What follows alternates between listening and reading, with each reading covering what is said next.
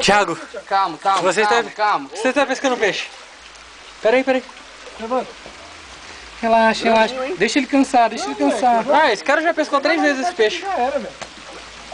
Ele é fácil. Cuidado aí, Renato, porque ele tem... Ah, o alicate é de boa. Aquela pirarara, moleque gigante. Aí vai, Renato, aí com pronto. Calma, deixa ele cansar, velho. Tô falando. É minha mão. Arrebentou? Aqui. Que idiota! Eu falei, moleque, tem que deixar essa merda cansar, velho. É sério, falando sério, não tô de sacanagem, não tá filmando essa merda? Tem que deixar cansar, moleque. Na pirarara, era 20 minutos pra tirar da água, velho. Tô falando sério. Vocês são muito apressados, velho. Eu fico puto, porque, porra, era pra pegar a merda do peixe e botar na mão pra tirar foto, cacete. Viado, perdi um anzol, perdi até aquela merda lá, como é que chama?